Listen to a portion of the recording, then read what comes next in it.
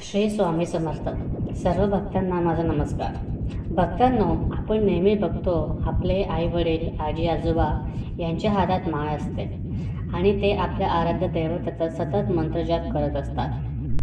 काही जण किती मंत्र झाला आहे हे लिहून ठेवतात, पण काही जण लिहित नाही.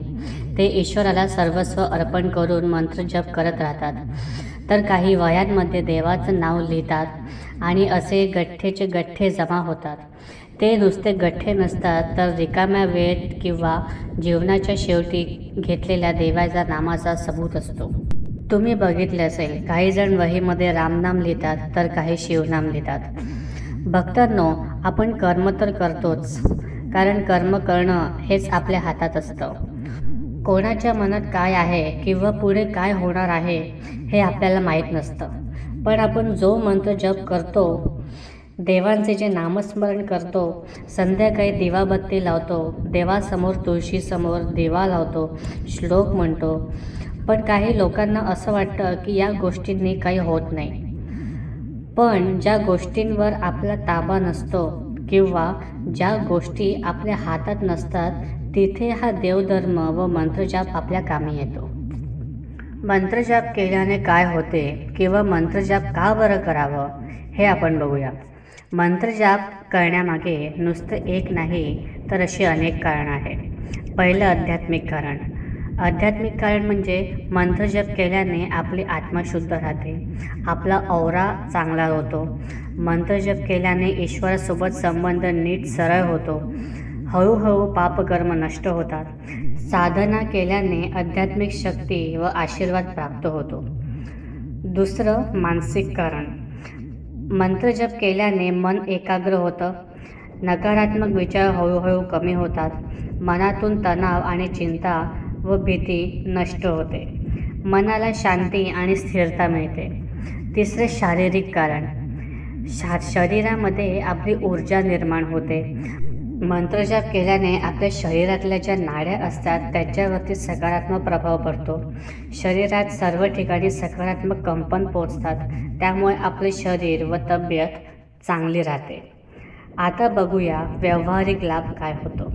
आपले भाग्य उजळते. आपण कोणतेही काम करत असताना कधीकधी चुकीच्या गोष्टी घडतात. त्या घडणं कमी होतं. आपल्या कार्यात प्रगती होते. आपल्यामध्ये धन, सफलता आकर्षित करायची शक्ती वाढते. परिवारात एकता वाढते. वातावरण शांत राहतं. आपली आत्मशक्ती व इच्छाशक्ती वाढते. आपल्या विचारांमध्ये आकर्षण शक्ती वाढते. आपल्याला जे वाटतं किंवा आपण जे बोलतो ते काही दिवसांनी घडतं.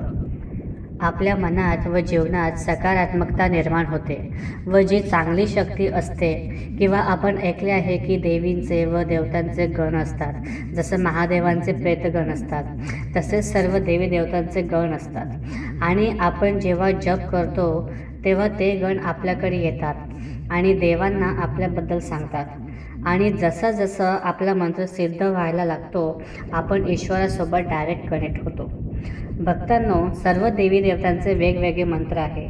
वेगवेगळे बीज मंत्र देखील आहे. पण तुम्ही कोणताही मंत्र घ्या, 1.25 लाख तो जपायलाच हवा. तसं सगळे मंत्र एका संख्येवरती सिद्ध होईल हे जरुरी नाही आहे, कारण काही देवी देवता हे उग्र असतात. त्यांचे पथ्यपालन पण वेगळे असते. पण 1.25 लाख ही अशी संख्या आहे की एवढा जप केला तर आपल्याला आध्यात्मिक अनुभूती चांगल्या प्रमाणात बघायला मिळते. 1.25 लाख जप म्हणजे काय, तर तुम्ही कोणताही मंत्र घ्या आणि जसं श्री स्वामी समर्थ, ओम नमः शिवाय, ओम द्राम दत्तात्रेयाय नमः, ओम नमो भगवते वासुदेवाय नमः, किंवा तुम्हाला जो पटेल किंवा तुमचे आराध्य दैवत जे असतील त्यांचा मंत्र घ्या. तो मंत्र तुम्ही जप करा. भक्तांनो, जीवनात प्रत्येक व्यक्तींनी आपल्या आराध्य दैवतेचा किंवा आपल्या कुलस्वामिनीचा 1.25 लाख जप करावाच. त्याने परमेश्वराचे लक्ष आपल्यावर राहते. बरेचसे लोक 1.25 लाख जप या आपल्या कामनापूर्तीसाठी सुद्धा करतात. काही मोठं संकट येणार असेल असं त्यांना वाटतं, तर ते टाळण्यासाठी जप करतात. स्वतःच्या आध्यात्मिक उन्नतीसाठी सुद्धा ते जप करतात। जे लोक सतत मंत्र जप करतात त्यांची आत्मा शुद्ध होऊन नकारात्मक गोष्टी त्यांच्या शरीरातून बाहेर पडतात आणि त्यांच्यात वेगळी ऊर्जा वास करते, जी त्यांच्या जीवनात उत्कर्ष करते। आता आपण बघूया की मंत्रजाप कसा करावा। सगळ्यात पहिले तर शुद्धता। स्नान करून स्वच्छ कपडे घालावेत। मन एकाग्र करून भक्तिभावाने आसनस्थ व्हावे। आसन स्वच्छ धुतलेले असावे। तुम्ही कोणतेही आसन घेऊ शकता, जसं कुशासन, कमळ आसन किंवा कोणतेही स्थिर आसन घ्यावे। जमिनीवर आसन घालून बसणे उत्तम मानले जाते। जप करताना पूर्व किंवा उत्तर दिशेला तोंड करून बसावे। सामान्यतः रुद्राक्ष, चंदन किंवा तुळशीची माळ घ्यावी। महादेवांचा जप असेल तर रुद्राक्षाची माळ उत्तम असते। श्री विष्णुदेवांची जप असेल तर चंदन माळ उत्तम असते। महालक्ष्मीचा जप करायचा असेल तर कमळगट्ट्याची माळ चांगली असते। बाकी जप तुम्ही तुळशीच्या माळेवर केले तरी चांगले। फक्त एक गोष्ट लक्षात ठेवा की माळमध्ये 108 मणी असायला हवे।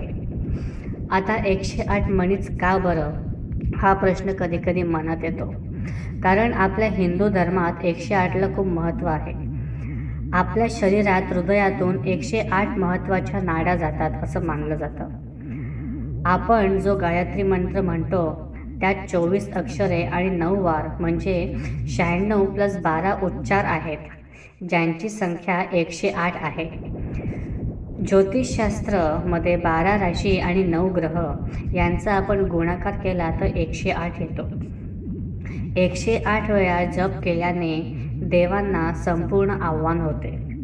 माईत एक मोठा मणी असतो ज्याला आपण सुमेरू किंवा मेरू मणी पण म्हणतो। त्याला ओलांडू नये कारण तो मणी अंत आणि सुरुवात दर्शवतो। त्या मणीला ईश्वराचं प्रतीक सुद्धा मानलं जातं आणि हे एक प्रकारचं चिन्ह आहे की तुम्ही मेरू पर्वतापासून किंवा ईश्वरापासून दूर जरी गेले तरी फिरून तुम्ही ईश्वराकडेच परत याल। आता जेव्हा आपण जप करायला बसतो तेव्हा मंत्राचे उच्चारण स्पष्ट असावे। न जास्त मोठ्याने न हळू, मध्यम गतीत मंत्र जप करावा। मनाने मौन जप किंवा हळू आवाजात जप करणे, ज्याला आपण उपांशू जप म्हणतो, ते अत्याधिक प्रभावी असतात। जप झाल्यावर देवाला नमस्कार करावा। आपल्या इच्छेप्रमाणे फळ मिळावे अशी प्रार्थना करावी। जर तुमचे ध्येय 1.25 लाख जप असेल तर पूर्ण जप होईपर्यंत कधीही मागू नका। जप पूर्ण करा आणि शेवटी एवढंच म्हणा की तुमच्या कृपेने माझा 1.25 लाख जप झाला आहे, तो मी तुम्हाला अर्पण करतो किंवा करते। कधी कधी काय होतं, आपल्या मनात जे आहे आपण ईश्वराला ते मागतो, पण ईश्वराला आपलं भूतकाळ, भविष्यकाळ, वर्तमानकाळ हे सगळं माहीत असतं। म्हणून देवाला एवढंच म्हणा की तुझ्या कृपेने माझ्या जीवनात चांगलं होऊ दे आणि तू सदैव माझ्या पाठीशी राहा। यावरून मला एक गोष्ट आठवली। महाभारतात जेव्हा दुर्योधन श्रीकृष्णांकडे गेले तेव्हा कृष्णाने त्यांच्यासमोर 2 गोष्टी ठेवल्या। पहिली म्हणजे तुला नारायणी सेना हवी आहे की मी स्वतः हवा आहे। तेव्हा दुर्योधन नारायणी सेनाची निवड करतो आणि अर्जुन श्रीकृष्णांना स्वतःजवळ राहण्याची विनंती करतो। दुर्योधनने त्याच्या गरजेनुसार मागणी केली, पण मागणी करताना त्याच्या मनात भविष्यात काय घडू शकतं याची कल्पना नव्हती। तसंच कधी कधी आपण माणसंसुद्धा भविष्याची कल्पना न करता एक विचित्र कल्पनेमध्ये रमून देवाकडे ही मागणी करतो, पण ती आपल्या भविष्यामध्ये आपल्याला कोणत्या दिशेला नेईल हे फक्त परमेश्वरालाच माहिती असतं। आपण कोणाचे वाईट तर करीत नाही आहे, पण आपण कधी कधी अशी मागणी करतो जी आपल्याला नसती करायची। त्यामुळे आपल्या जीवनाचा कंट्रोल देवाकडेच ठेवावा, कारण आपल्याला एवढं तर नक्कीच माहिती आहे की तो आपली नाव कधी बुडू देणार नाही। जप करताना एक वेळ ठरवून घ्या। जर तुम्ही सकाळी जप करणार असाल तर नेहमी सकाळीच करा। तुमच्या सोयीनुसार एक वेळ ठरवा, पण ती वेळ कायम ठेवा। आपण ज्या वेळेस जप करतो ईश्वर तिथे सूक्ष्म रूपाने येतात आणि आपल्याला बघतात। तसं पहाटेची वेळ जास्त चांगली असते असं म्हणतात। आणि ते खरं पण आहे, कारण ब्रह्ममुहूर्तावर केलेला जाप हा जास्त प्रभावी ठरतो. तेव्हा आपले मन शांत आणि एकाग्र असते. रोज ठराविक जागेवर, ठराविक वेळेवर व ठराविक संख्येचा जप करावा, हे जास्त उत्तम राहतं. 1,25,000 जपासाठी तुम्हाला 1,060 माळी जप करावा लागेल. 1,25,000 जप केल्याने मनात शांती, धैर्य व पवित्रता जाणवेल. वाईट विचार जवळ येणार नाही. तुमचे मन जर का अस्थिर असेल तर ते सुद्धा स्थिर होईल. तुम्ही पाणी घेऊन त्यावर मंत्रजप केला आणि ते पाणी घरात शिंपडले तर घरातून नकारात्मक ऊर्जा तुम्हाला बाहेर निघताना तुम्हाला स्वतःला जाणवेल. स्वप्नात देवी देवतांचे दर्शन होईल. दैवी संकेत मिळतात. स्वप्नात देवी मार्गदर्शनसुद्धा मिळते. स्वप्नात तुम्हाला एखादं चिन्ह, मंदिर किंवा जागा दिसेल जिथे तुमचा जीवनाचा उत्कर्ष लिहिलेला असेल. हे संकेतसुद्धा तुम्हाला 1,25,000 जप केल्याने मिळतात. आपल्या शारीरिक व मानसिक आजारांवर सुद्धा परिणाम होतो. मंत्रजाप केल्याने आपल्यात सकारात्मक ऊर्जा वाढते, ज्यामुळे लोकांना आपल्याकडे बघण्याचा दृष्टिकोन बदलतो.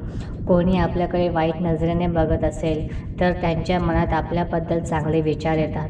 जर तुमचा मुलगा अभ्यासात कमजोर असेल, जसे कमी मार्क्स येत असेल, तर ओम गम गणपते नमः याचा 1,25,000 जप केल्याने लगेच फरक दिसून येईल. कोणाचे जर का प्रमोशन नसेल होत, नोकरी नसेल लागत, तर 1,25,000 मंत्रजपाने ते सुद्धा लवकरच होईल. मंत्रजप करताना संपूर्ण श्रद्धा, शुद्धी आणि सातत्य असले तरच ईश्वर प्राप्ती होते. 1,25,000 मंत्रजप हा भक्तांना ईश्वराशी जोडणारा एक सेतू आहे. जर तुम्ही सहमत असाल तर श्री स्वामी समर्थ नक्की लिहा. मंत्रजपाचा हा व्हिडिओ सर्व भक्तांना पाठवा. लाईक करा, शेअर करा आणि अशाच महत्त्वपूर्ण गोष्टींसाठी आम्हाला सबस्क्राईब करा. अवधूत चिंतन श्री गुरुदेव दत्त. श्री गुरुदेव दत्त. श्री गुरुदेव दत्त.